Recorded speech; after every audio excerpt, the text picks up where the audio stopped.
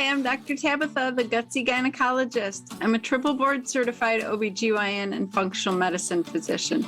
I've embraced the world of functional medicine and wellness through my own personal health journey, and I'm super excited to share my wisdom and unique perspective as it pertains to women's health. After caring for thousands of women, I've come to realize that your gut health determines your gyne health and your overall health. And it's a super gutsy thing for me to go against conventional gynecology practice to bring you the truth. No more Band-Aid medicine, ladies. We're talking root cause resolution on this show.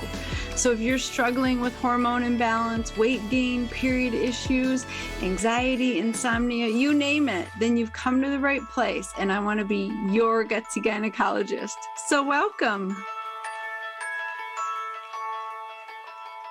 Welcome back. Today we are going to be talking about hormone imbalances, particularly in younger women. And my guest today is really awesome. She is Alannah Slingsby. She's the CEO and founder of Moment, a health femtech startup focused on testing and treating hormone imbalances with a whole person approach from the comfort of your own home. So that is awesome. That's pretty much what I'm doing. So I love this whole idea of being able to see a functional medicine and integrative medicine practitioner who can get your hormones back into balance. And you can do this through telehealth medicine from home, from work, from your car. You know, I see patients from everywhere.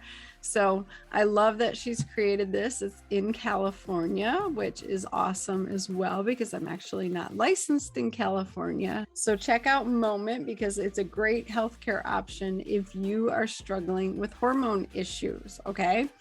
So during our conversation, Alannah talks about how her mother was a DES baby and how that really impacted how she viewed health and, you know, women's health and hormones and everything growing up. So I just wanted to give you a little background really quick, because DES is kind of a big deal and some people have never heard of it. So it's a synthetic form of estrogen that was used from like 1940 to 1971. It was given to women to prevent miscarriage, for premature labor, related complications of pregnancy. It was used quite a bit. It's estimated that 5 to 10 million women took some form of DES, this synthetic estrogen. It was sold, I think, under like 40 or 50 generic names. Like if you look at the list, it's crazy long, but you can look at that at cancer.gov. So women were routinely given this synthetic estrogen called diethylstilbestrol, or DES. And it turns out that when they were pregnant, the babies that they were carrying, those girls went on to develop cancers of the vagina and the cervix and the breast that just were very uncommon, especially the vaginal cancer called clear cell adenocarcinoma. And this was being seen. Finally, the FDA said, let's no longer use DES, and they took it off the market. But then we have to deal with the after effects of all of this. So there was a lot of women who took this, and they had a lot of babies on it, right? And so we know that DES babies have this increased risk of these certain cancers: clear cell adenocarcinoma, breast cancer, pancreatic cancer, and cervical precancers. It's more unclear about the male babies and what happened to them. There's evidence around testicular cancer, but the problem is they haven't been researched as much as the women babies have, the female babies. And so I really thought my guest story was interesting because she mentioned a side effect of being a DES baby that didn't seem to be hormonally related: scoliosis, but it in fact is very much hormonally related. Estrogen dictates how your skeleton grows, how your bones grow, their structure, their form. And because she was a DES baby, her mom was, she went on to have really bad scoliosis and a humpback and everything else because of this DES exposure. And so it just highlights the fact that hormones impact every part of your body, from you being a fetus in the womb till the day you die. All of your systems are impacted by hormones. And the bigger key is that they are very much impacted by synthetic hormones that you take as a prescription or a pill from a doctor, a well-meaning provider. I worry because the birth control pill is about to be available over the counter by what it sounds like. There's a big push right now in the government to approve this, mostly to counteract the changes with Roe v. Wade. But I am all for birth control, ladies. I am all for women having a choice, but I want you to have informed consent. I want you to know what you're signing up for. And we're not telling women what they're signing up for with these synthetic hormones. So we don't know the long-term impacts. What I do know is that, we started using the birth control pills in the late 60s. And really into the 70s and 80s, it gained a lot of momentum. And about that time, we started seeing a lot more breast cancer. So just keep that in the back of your mind. That's all I can say, because that stuff is not going to be studied. And if it is, it's going to be held under wraps. So choose your birth control wisely. Know what you're signing up for. Use it only for the length of time that you need it, and always be thinking, are there better, safer options? Or if I am on synthetic hormones, am I maximizing how my body metabolizes those hormones and gets rid of them? Because that's the other big piece, is if you take synthetic hormones, what is your body doing with them? Are they recirculating them and using them 5 and 10 times over before your body gets rid of them? Because that can happen. Are you metabolizing them into a form that is carcinogenic, that does damage DNA and cells? If that's happening, you need to support your body's metabolizing pathways so that happens less. And so it's really important to know what you're getting into, know what you're putting in your body, and know what can happen because of it. So that was just to give you kind of a backstory of what we're going to talk about today. But my guest is really awesome, and I'm loving what she has started over in California. I think it's so important for you women to have access to providers who understand all of this and who really want you to thrive and be healthy and not just manage your disease processes. So let's get on with the show. Well, welcome, Alannah, to the Gutsy Gynecologist Show. Hi, thank you for having me. Yeah, I'm really excited for this conversation. Like we were talking about before we got on air, there are so many women that need help, isn't there? I mean, so you just said you're turning women away because we can't reach them all. Like, tell me, is that what prompted you to like really delve into this? Or how did you even get into this, line of work? Yeah, so it was, I think what we were just mentioning is that your interests choose you, you don't choose them. But actually, being interested in health is like winning the lottery, because your life and your body and your health affects every single action in your entire existence. And so I feel very blessed that I happen to be like obsessed and a maniac about health and reading about it and delving into it. But my interest in hormones specifically and hormone testing and just health in general came a long time ago, because my mom was a DES baby, which you are probably familiar, but a lot of people actually don't know this story. And it is nothing short of insane. And basically, in the 50s, a lot of women were given a pill, which was a synthetic estrogen, which was given to prevent miscarriage. And so my mom was a DES baby. And what it turned out is this drug actually, caused such severe side effects like anatomical problems, disfigurement, cancer, precancerous on the cervix. It's estimated that millions of cases of cancer are linked to this one specific drug. And the sad thing about it is it was actually known that it was a carcinogen by that point. They had banned its use in poultry farming by the FDA. And so it's just chilling all of these effects. But so I grew up with a mom that was overcoming these side effects her entire life. I actually thought it was kind of normal to have a hunchback. Like I didn't think it was that rare because one of her side effects was scoliosis, but the scoliosis was so severe that it had a hunchback effect.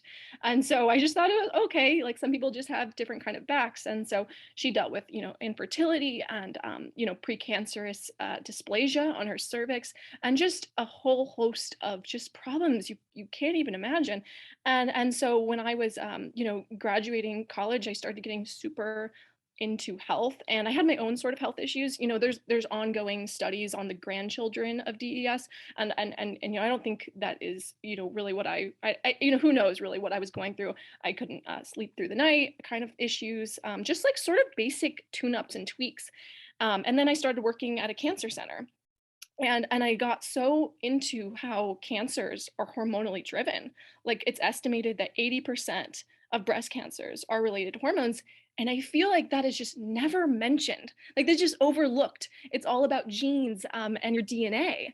And we know there are known, causes of things like breast cancer and specifically hormone imbalances. I mean, it's not just breast cancer, it's liver cancer, it's pancreatic cancer, it's gastric cancer, which is why, the first line of defense when you go into breast cancer treatment is estrogen blockers. There you go. It's not totally unknown, but it's just not really widely talked about. So as I was going through all of this and going through my own health issues and my experience with my mom, I just, started talking to women and about how they were confused about what to do in the aging process and what they should take. And I'm sure you run into this a lot. Like you probably run into doctors that just don't agree with you at all. And Mhm. it's like maybe you have a different library of studies or a different life experience, but that sort of disconnect has made a lot of women confused and lost. And so there's so much slack to pick up on education, and just no one was given this book with all the answers. And so we have to keep enriching our lives with new information. We have to welcome it instead of being like, I know everything, and this is now I'm going to tell you how to live. And I feel like what we were talking about is a lot of doctors, they sometimes have that approach with, these are my two options and this is what I'm going to offer you. And so that's when we launched, the hormone testing, which measures most the sex, the major sex hormones. And then we also pair with, our doctors that have really innovative therapies, along with nutrition and lifestyle changes, because as progesterone is not a panacea, and it's best paired with things that are good for your life. So like thyroid potentially, like making sure you have all your nutrients in your food and everything. And so that's how it kind of came to be. That's awesome. Yeah, I think Yeah. you hit on a lot of important points, that so many cancers are driven by hormones, but what conventional gynecology fails to help women understand is that they're hormone imbalances. It's not just Right. because you have hormones circulating. Right. And so we've gotten to this point where Totally. women are just blankly afraid of estrogen. They think estrogen causes cancer and it doesn't, right? So I Right. would So love I to do talk always say, and like, there's no bad hormone. There's no bad hormone. Like we all have hormones in our body, just in different amounts. It's about your specific balance, and we want to make sure that is optimized. But I actually think, like I totally agree with you, and we don't want to demonize the natural processes of the body and like the natural production. But I also feel like we have to live in reality that certain hormones, when they are off balance, do have negative effects. And I think I have a very visceral idea of that because of my mom. It's like I saw the pain she went through every day, and just how having hormone imbalance, it affects every part of the organism. It's not just that it affects your hot flashes or it affects PCOS. Every aspect of you is affected by your hormones, and that's why my mom had disfigurement on her body. That's why she had dysplasia on her cervix. It's because hormones are not just involved in, in sort of brain fog or whatever symptom you have. It's all over you.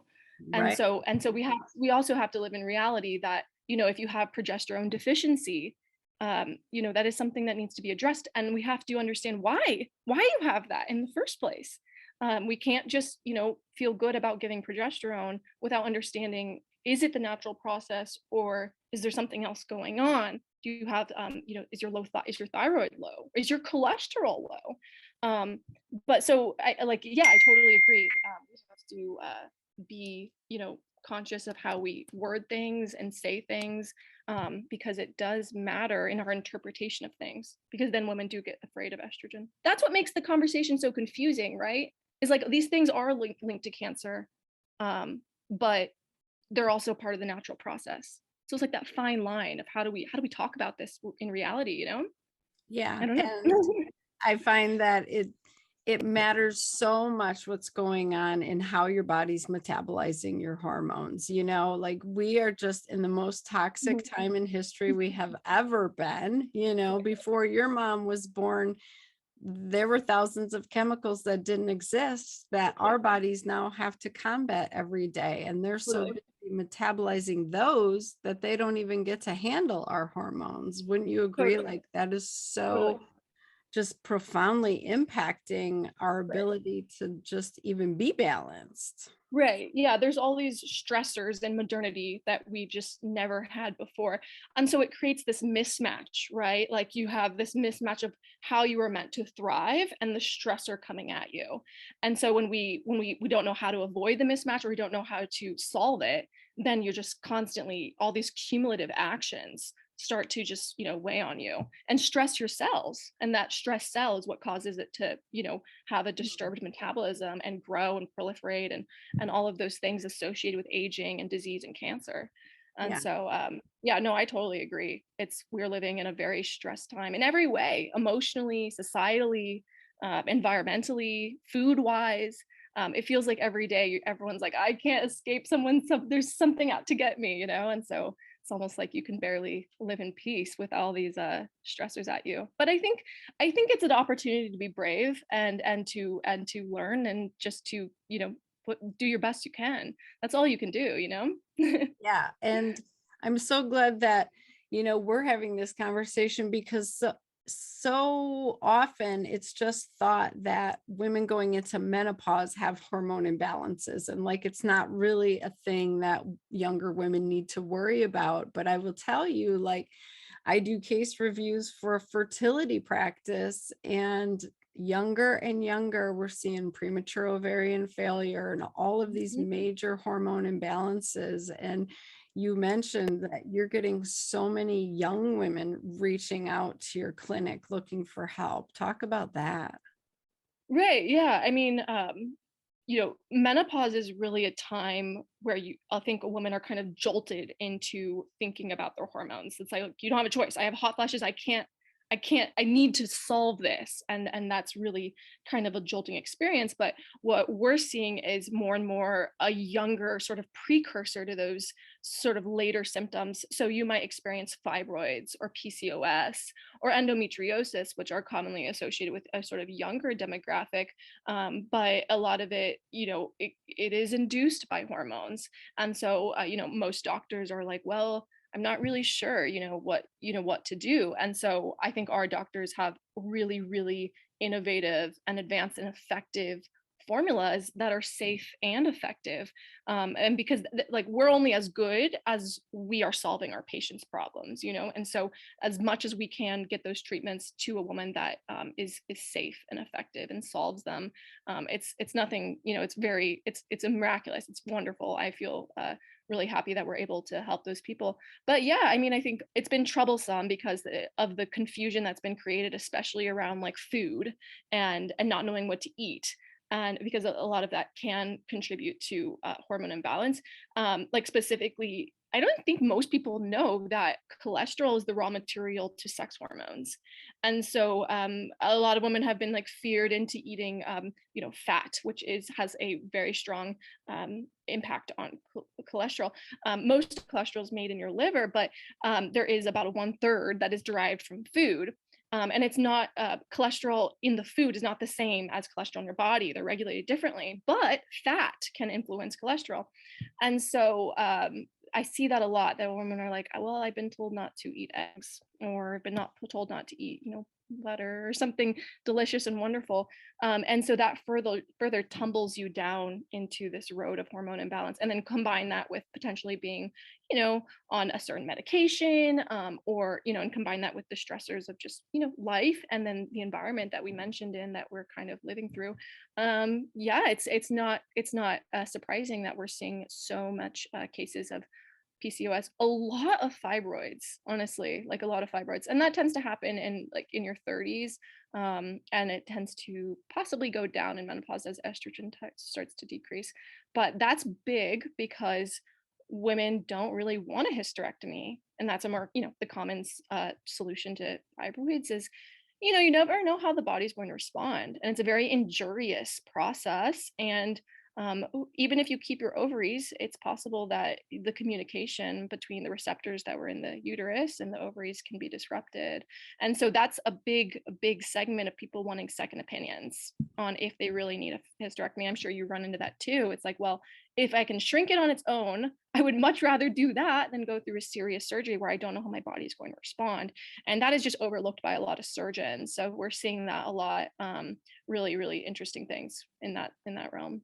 Yeah, I actually just did a podcast episode on that because I'm getting so many appointments for a second opinion on fibroids. And unfortunately, women aren't being diagnosed a lot of the time until they're so large that they look pregnant, or their bowels and their bladder are affected and being pushed on because they have these physical masses in their pelvis. And so I would love for women to be more proactive about their pelvic health and know, how big is my uterus, right? Like, if you aren't carrying extra weight and you're laying flat on your back, you should be able to feel what's in your pelvis, essentially, to some degree. And it should not be up toward your belly button, right? A normal uterus is like the size of my fist. It's pretty small. And so you shouldn't feel big lumps and masses. And if you do, you should get examined, right? Right. And then at that point, when it's grown so large, it's really it really affects your day-to-day life. And so you don't have really a choice. Yeah, it's very hard. It gets to that point where it starts to get really hard to shrink. But you can shrink them. And a lot of doctors just don't know how, with, the help of a potentially large dose of progesterone, working with our doctors on a lot of different mechanisms, right? Like there's rarely just one factor that's feeding these issues. It's like a storm. But it's a lot of these driving factors that can be soothe and give your body a break. And with the right kind of plan, we can do a lot. It's more just like, well, let's just watch and wait, and then it's too late. Now we have to do a hysterectomy, and a woman is at the behest of her doctor's guidance. But if they simply don't know what to do, then that is just, it's really terrible when there could have been something we could have done earlier. But yeah, that's why we're like, come to us earlier and let's get this on this prevention route and this proactive health route now. And you're going to be thriving for as long as possible and into menopause and doing wonderful. And so we're seeing a really good sweet spot actually around like 40 years old, just like, okay, I'm feeling like things are changing. I need to get things organized. Because when you're younger, you sort of have that insurance of energy and metabolism and youth on your side. And so the ailments just aren't as amplified. Unless you are super, super bothered. I think I read this study that's like, if you are very sensitive to like health changes, you may have like a higher IQ. So if that's you and you're like, oh, wait, I don't like this, then it could be a good thing. Could just mean you are very intelligent. Yeah, So and I just love your approach of we need to take a comprehensive approach. We need to look at what you're eating and your environmental toxic burden and exposure and all of those things. I literally remember having a patient maybe 8 or 10 years ago who had large fibroids. She was sent to me with these large fibroids from the emergency room because she had bled out so much. She needed a blood transfusion. And I was like, oh, that's an easy solution. That's a hysterectomy. And she was literally, nope, I'm not doing that. I have to run my store. I can't take a day off of work. And, I didn't get it. I was young and I was a surgeon. Mhm. I like doing surgery, right? Right. And she was um from a European country, and I just remember that she loved her blueberries, and she insisted that if she doubled up on her blueberries, the fibroids would be Wow. controlled. And literally she came and saw me every few months, and she ate so many blueberries, and I kid you not, those fibroids stopped growing, and she never did have the hysterectomy. And it just stuck with me in my mind, like, is there something to what we're eating? Because as a conventional gynecologist, I was taught that food had nothing to do with your health, right? Like it really didn't Mhm, mhm. matter. And so that was like the first inkling I had of like, I wonder if it does impact. And then, finally to understand blueberries are full of antioxidants. Fibroids are very much an inflammatory condition. And she was treating all the oxidative stress that was driving that. And so it's like we learn all these little tidbits along the way, and then our eyes are Yeah. finally opened. But I just love that you're not Yeah. just giving the hormone band-aid, because we need to find out why the hormones are imbalanced and address that, right? Yeah, that's super interesting on that story. I also know on that note that sometimes a good thyroid supplement can help to shrink a patient's fibroids. Again, I'm not a doctor, but I want the patients to get as healthy as possible. So I work closely to make sure that we're getting the results we need. And I know fibroids are closely linked to a thyroid malfunction, and so even helping with I myself take natural desiccated thyroid, and it's like changed my life. I have Hashimoto's disease. And so I used to not be able to, this is kind of a detour, but I used to not be able to sleep through the entire night, or I was like, Alana's always up at 4 a.m. And that was like always kind of my thing. And it turns out that's not my thing. I just needed thyroid. And so I wouldn't have known that if I hadn't started taking it. But I would just, on that note about fibroids, I know also a really good thyroid supplement can help shrink them. Mhm. Yeah, I think that's a great point, is all of our hormone axes are connected. So our Mhm. adrenals affect our thyroid and our sex hormones. Our thyroid affect our sex hormones and adrenals. Our sex hormones affect our thyroid and adrenals. Like it all matters. And so where women really don't get the results they're looking for is when they go to a practitioner who only replaces their hormones and only focuses on hormone levels and never actually deals with the root cause and the other issues. So I love that you guys are doing that. Yeah, totally. I mean, it's really to make all of the treatments work and make you have the best possible outcome. And so sometimes we do have to go the extra mile in terms of talking about nutrition. And I think it's also tough though, because food and nutrition is a very polarizing topic these days. And it's very tribal and it's very personal, right? Like everything you eat is very personal to you. And so we have certain formulas, like when it comes to food and nutrition, that have worked for so many patients. But it's balancing that with where the patient is right there in the context of their lives. And so does become kind of a fine line of, this is what we have seen work, and this is why, and this is the science behind it. And you can take it and you can enrich your life and see if it works for you. And at the same time, we want to meet you where you are. But I do think it's becoming increasingly a interesting topic to circumvent, just because and it's one of my favorite things to research, just because there's so much we don't know, and there's so much that need, and I wish there was like more funding that went to nutrition science and all of this, because it is one of the biggest determinants of your health in your life. And just by tweaking certain like foods in my life, like I know specifically, like I can't eat nuts. It has a very anti-thyroid effect on me. And so when I stopped eating those, like my life changed, which is crazy. But other people, may have a different sort of tolerance for certain things. And so it is interesting topic of, it's so necessary and imperative that we get right, because like from a body standpoint, if you do not have enough protein and B vitamins, your liver will like cannot work right. And if your liver doesn't work right, it can't detox out estrogen, which is where estrogen is detoxed out. So then you just have recirculating estrogen. And if we keep adding progesterone, it's still not going to help that problem. And so that's part of the issue of, yes, we need to talk about nutrition because of like, let's take politics and polarizing opinions away. If we don't get it right, you can't be thriving the way you should. And so it's becomes interestingly, just how do we navigate this topic? And that's kind of like what we think about at Moment is how do we do this like, properly, effectively, safely, so someone gets it and someone feels like they are getting the right kind of education. But yeah, the opinions never stop on the food topic. And I think that's okay. I welcome the new information and I want to keep growing and learning. And so, like I said, no one has it all figured out. So we have to keep, learning and growing from all of this. But Yeah, yeah, I totally agree. Do you see a lot of hormone imbalances in women who are vegan and vegetarian? Yeah, I mean, definitely. And that's, again, it's another topic that's super it's super choppy because you feel very passionate about a certain way, and whether that is truly a benefit to your body in the long run may be at odds with your personal opinion.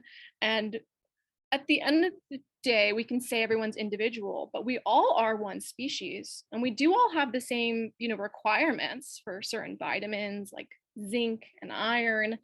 And some plant foods simply aren't nutrient dense enough with their bioavailable, vitamins for it to be enough for some people.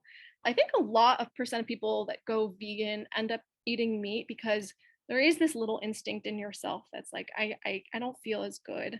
And what we were saying about women sort of being at the subject of a lot of the marketing that goes on in food and big agriculture to get you to eat and drink a certain way to ensure they have the profits they need to be, to be a company, as far as nutrition science. I think a lot of those claims that you need to be vegan to have proper health is just not accurate, and it's not what we see here. We see when women introduce, healthy, like nutrient dense grass-fed meat, foods that we've been eating since the dawn of man, that we're just this beautiful like evolution of a species, and so we can't neglect the past. And when we neglect it and we neglect tradition and what our ancestors have done, we usually pay. And so it's not about like the politics of food or nutrition. It's about following the ways of our nature, of a way we're intended to live.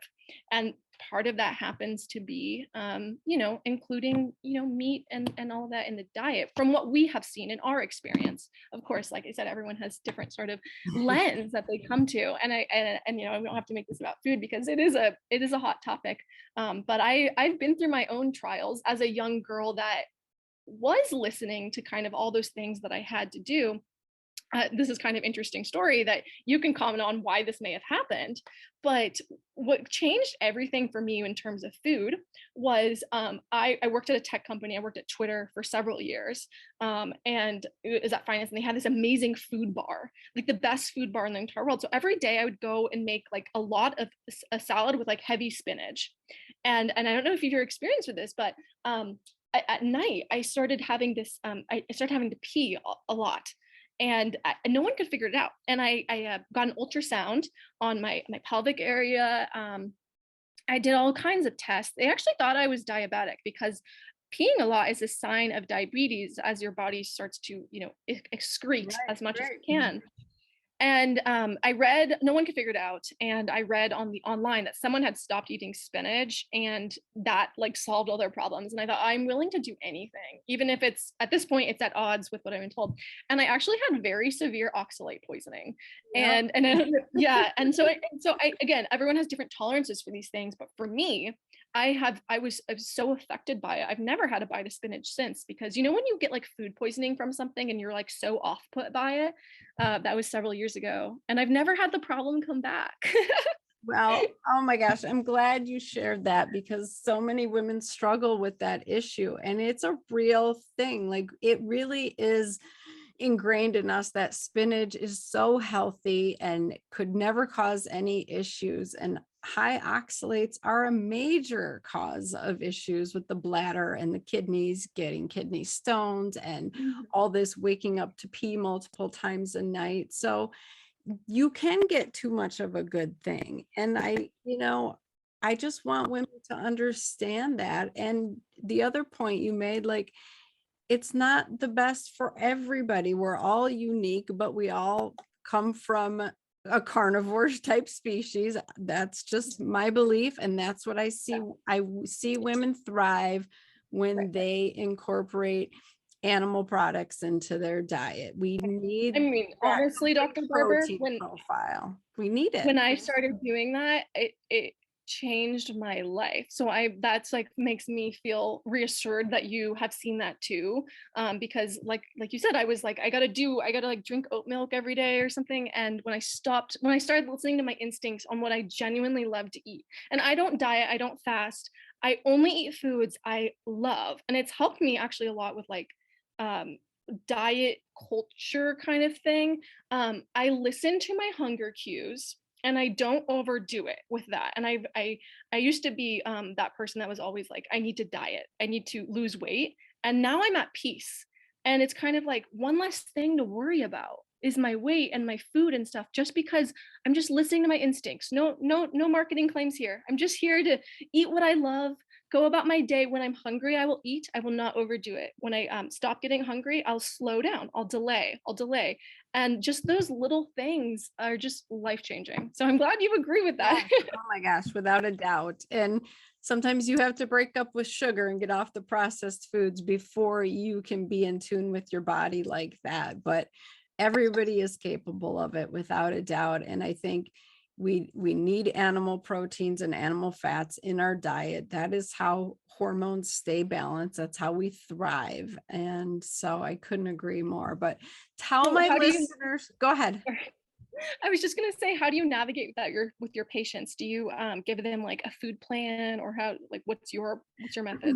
Yes, I usually actually have them do food sensitivity testing while they're healing their gut, because a lot of women are coming to me with major gut issues, and that drives a lot of hormone imbalance. And so we usually remove the food triggers. And I explain to women, like, it's not that you can't eat those foods ever, but that it's your immune system is seeing these foods in a way that they're not supposed to, because you have leaky gut and gut dysbiosis, and your immune system is just trying to protect you, but it's confused and it's reacting. And so we need to calm down your immune system while you heal your gut.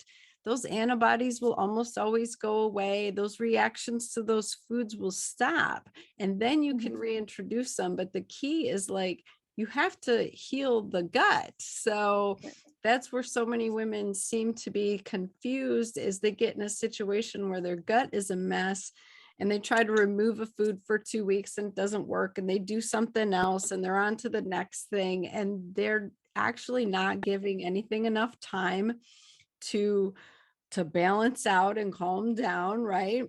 The process matters, the timing of things, and the way you do things. So that's why a lot of women, they'll buy these tests online and not have a practitioner to help guide them like you provide. And so they just get more confused and they think, oh, I did that didn't work. That's not the problem. And the problem was they didn't have a guide. Right. Yeah. That's so true. That's awesome. Yeah. So tell my listeners, how they can work with your providers and really get this care that's so needed. Yeah, so they can go to momenthealth.co, www.momenthealth.co, like moment in time, like we manage your moments. So Awesome. yeah, and then you can also, if you have any questions, you can shoot us an email at hello@momenthealth.co, and we would answer any questions you might have about if it's a good fit for you. Perfect. And you guys are licensed in California and Nevada? Yep, hopefully we'll be in your state soon. You can always also sign up for the wait list, and we'll let you know when we're there. That's wonderful. Awesome. Well, I'm so glad that you're doing all of this and you're helping women everywhere. It's amazing. Thank you so much. Thank you for having me. All right. I hope you got something out of that episode. And if you know any younger women who are dealing with PCOS, fibroids, endometriosis, wanting to get off a birth control pill because they don't need it or it's causing them side effects and issues, like reach out to Moment. The link is in the show notes and get them help. Share this episode with them. It's really important for us to talk about this stuff with each other and not keep it to ourselves, how we are struggling and what we've been through, because we can learn from each other's stories. There's so much wisdom in what we've all been through as individuals, because I promise you there is another woman out there who is struggling with something that you have figured out. And if you could share that, it can be so helpful and so amazing. So I love how she shared, how switching her diet affected her health and her life, and how watching her mom's health struggles created her into this health entrepreneur mogul. So that's really cool. So I love sharing stories. You need to share your stories with the women in your life, and then shoot me out a message and tell me what else you want to hear about, because remember, I do this for you. And oh my gosh, it would mean so much if you would take 30 seconds to leave me a review and let iTunes know that this stuff is important to you, because that is how I keep going. That's how I stay on the air. I keep making episodes and I get all the amazing good guests. So help me out, shoot me a 5-star review, send me a review. Okay. So grab your golden nugget from this episode, add it to whatever else you're doing, and go have a kick-ass week, ladies. So proud of you. Bye-bye.